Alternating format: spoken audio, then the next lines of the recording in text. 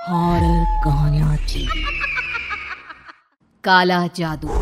अपने बेटे ऋषु के माथे से टपकते हुए पसीने को देखकर सविता की हालत खराब हो गई। ऐसा आज पहली बार नहीं हुआ जब ऋषु नींद से घबरा कर जागा है। हाय मेरा बच्चा, न जाने किसकी नजर लग गई है तुझे।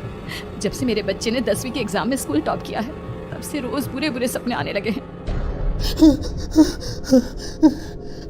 हाँ माँ, मैंने आज फिर से एक काले साए को देखा। वो यहीं मेरी आंखों के सामने खड़ा था। माँ माँ मुझे बचा लो माँ। वो मुझसे कह रहा था कि मुझसे बदला लेगा। माँ कहीं ये प्रशांत। चुप कर, कैसी बात कर रहा है? दोबारा उसका नाम मत लेना। तुझे पता है ना उस प्रशांत ने आत्महत्या कर ली, तो बार बार उसका नाम मत लिया कर। मम्मी, क्या सच में प्रशांत ने आत्महत्या की थी? चुप कर, बहुत सवाल पूछता है आजकल। और फिर रात के वक्त सविता के पूरे घर में एक अजीब सा काला धुआं छाने लगा। गहरी नींद में सोई सविता की जैसे ही आंख खुली उसका दम घुटने लगा। वो दौड़कर ऋषु के रूम की तरफ गई जहां उसके दरवाजे पर घूमती एक काली परछाई देख वो बुरी तरह से घबरा गई। कौन है वहाँ? कौन है? सामने आओ। ये मैं हूँ, तुम्हारी काली करतूत। और अब मैं तुम्हारे बेटे को ले जाने आया हूँ।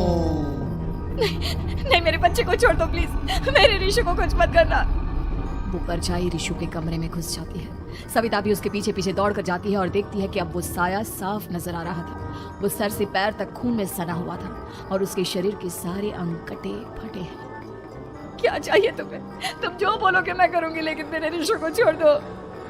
उस परछाई ने ऋषु को गर्दन से पकड़कर दीवार के सहारे हवा में उछाल दिया। ऋषु जोर जोर से चिल्लाने लगा। माँ बचाओ मुझे, बचा लो माँ। ये मुझे मार डालेगा। माँ मुझे बचा लो माँ। नहीं, ऐसा मत करो। मुझे मार दो लेकिन मेरे बच्चे को छोड़ दो। मैं तुम्हारे आगे हाथ जोड़ती हूँ। वो परछाई ऋषु को जमीन पर गिरा देती है और अचानक वहां से गायब हो जाती है। ऋषु, मेरा बच्चा, तू ठीक तो है ना? कुछ बोल बेटा, क्या हुआ है तुझे?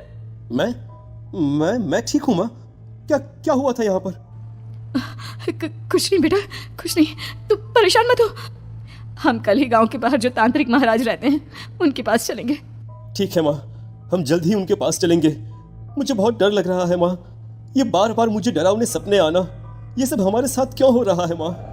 अगले दिन सविता अपने बेटे ऋषु को लेकर गांव के बाहर तांत्रिक के पास जाती है। जिस जगह पर तांत्रिक रहा करता था वो जगह बहुत डरावनी थी। चारों तरफ कंकाल और खूब भूतियां नजर आ रही थी। गांव से दूर वीरानी में उस जगह पर जोर से आंधी चल रही थी। ऋषु ने डरकर अपनी माँ का हाथ पकड़ लिया। माँ मुझे बहुत डर लग रहा है। ये कैसी जगह है? देख बेटा, हमारे साथ जो कुछ भी हो रहा है उसका इलाज सिर्फ और सिर्फ ये तांत्रिक महाराज ही बता सकते हैं। अब यही है जो हमें प्रॉब्लम से बाहर निकाल सकते हैं। जैसे ही सविता और ऋषु तांत्रिक की झोपड़ी के अंदर पहुंचे, वहां का नजारा देखकर उनकी आंखें फटी की फटी रह गई। तांत्रिक की झोपड़ी के अंदर कई सारे लोग अपनी गर्दन घुमा घुमा कर जोर जोर से चीख रहे थे। कौन हो तुम और यहाँ क्यों आई हो? महाराज, मेरे बेटे को कुछ दिनों से एक डरावनी काली परछाई नजर आती है और कल रात उसने मेरे बेटे पर हमला भी कर दिया।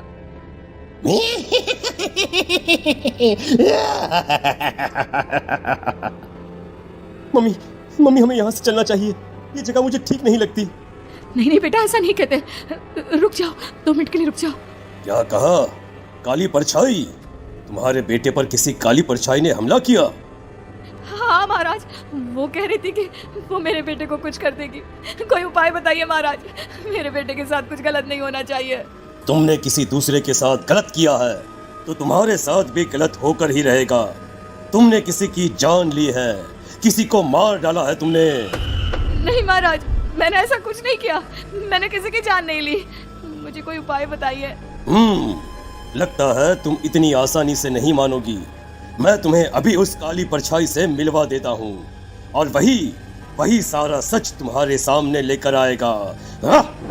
सविता और ऋषु ने डर के मारे अपनी आंखें बंद कर ली। तभी अचानक तांत्रिक की झोपड़ी में अजीबोगरीब आवाजें गूंजने लगी। सविता और ऋषु बुरी तरह से कांप रहे थे। आंखें खोलो और अपने सामने देखो। क्या यही है वो जिससे तुम कल रात को मिली थी? बताओ मुझे। हाँ, इसने कल रात मेरे बेटे के ऊपर हमला किया था। ये उसी लड़के की भटकती हुई आत्मा है जिसे कुछ दिन पहले तुमने मार डाला था। मम्मी ये महाराज क्या कह रहे हैं? क्या सच में आपने किसी की जान ली है, किसी को मार डाला है? अगर हाँ तो बताइए ना मम्मी, किसको मारा है आपने, किसको? तुम्हारी माँ इतनी आसानी से सच नहीं बताएगी बेटा। इसने एक बच्चे की जान ली है। कहीं उसका नाम प्रशांत तो नहीं महाराज? वो मेरा दोस्त है, मेरा मतलब मेरा पड़ोसी है। सही पहचाना।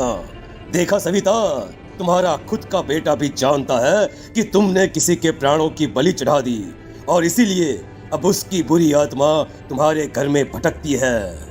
मुझे माफ कर दीजिए महाराज, मुझसे बहुत बड़ी गलती हो गई। प्रशांत हमारे पड़ोसी का बेटा था।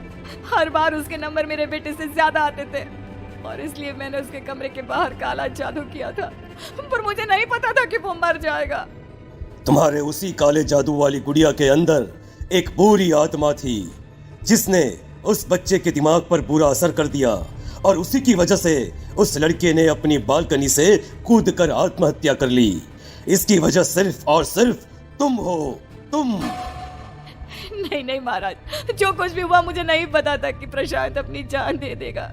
प्रशांत की आत्मा इस वक्त तुम्हारे सामने खड़ी है, हमसे बात करना चाहती है। बोलो बोलो, क्या कहना चाहते हो? मैं जीना चाहता था, बड़ा होकर कुछ बनना चाहता था। आपके बेटे से मुझे कोई परेशानी नहीं थी। अरे वो तो मेरा अच्छा दोस्त था। मुझे माफ कर दो बेटा, मुझसे बहुत बड़ी गलती हो गई, मुझे माफ कर दो। माफ करने से मुझे वापस जिंदगी नहीं मिल जाएगी। मेरे माँ बाप आज भी मेरे लिए रोते हैं। आपने मेरे साथ बहुत गलत किया है, बहुत गलत। और तभी अचानक प्रशांत की आत्मा वहां से गायब हो जाती है। सविता जोर जोर से रोने लगती है। सुन लिया तुमने? ये तुम्हारे अपने ही किए हुए पाप हैं जो इस तरह से तुम्हारे सामने आ रहे हैं। माँ, ये आपने अच्छा नहीं किया। सिर्फ 10th बोर्ड के एग्जाम में मैं टॉप कर पाऊं, इसलिए आपने मेरे दोस्त के ऊपर काला जादू कर दिया। नहीं मम्मी, नहीं, अब हम कभी खुश नहीं रह पाएंगे, कभी नहीं। मेरे दोस्त की आत्मा को कभी शांति नहीं मिलेगी मम्मी, कभी नहीं। लेकिन मैंने जो कुछ भी किया सिर्फ तुम्हारे लिए किया। वो लड़का हमेशा फर्स्ट पोजीशन पर आ जाता था, और इस वजह से हमेशा तुम्हारे मार्क्स कम पड़ते थे। मैंने तो सिर्फ उस पर एक छोटा सा काला जादू किया था बेटा। मुझे क्या पता था कि उसका ये नतीजा निकलेगा। जिस गुड़िया को तुमने उस लड़के के कमरे के दरवाजे पर लगाया था, दरअसल उसके अंदर एक बुरी आत्मा का प्रवेश हो गया था, जैसा कि अक्सर काला जादू करते समय हो जाता है। मुझे अपनी गलती का एहसास हो गया है, मैं प्रायश्चित करना चाहती हूँ। आप बताइए मैं क्या करूँ? प्रशांत के घर जाकर उस काली गुड़िया को वहां से निकालकर यहाँ लेकर आओ। मैं उसे आग में जलाकर राख कर दूंगा, और उसके बाद प्रशांत की आत्मा को हमेशा के लिए मुक्ति मिल जाएगी। अगली रात सविता चुपचाप अपने पड़ोसी प्रशांत के घर जाती है। प्रशांत के माँ बाप प्रशांत की मौत के बाद उस घर को छोड़कर हमेशा के लिए वहां से चले गए थे। जैसे ही सविता उस घर के अंदर कदम रखती है, उसका सामना अजीबोगरीब हैवानियत से भरी आवाजों से होने लगता है। ऐसा लग रहा था जैसे कोई बुरी तरह से चीख रहा हो। सविता जैसे ही प्रशांत के कमरे के बाहर पहुंचती है, वहां पर लटकी हुई गुड़िया के शरीर से खून टपकने लगता है। ये क्या हो रहा है? इस गुड़िया के शरीर से खून क्यों टपक रहा है?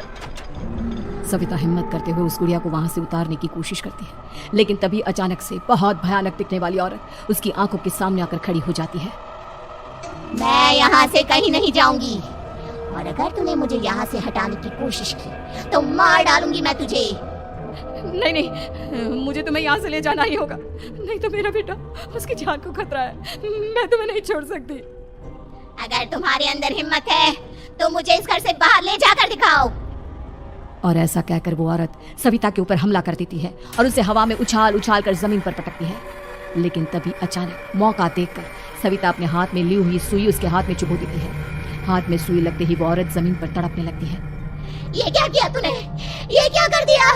तुझे ऐसा नहीं करना चाहिए था।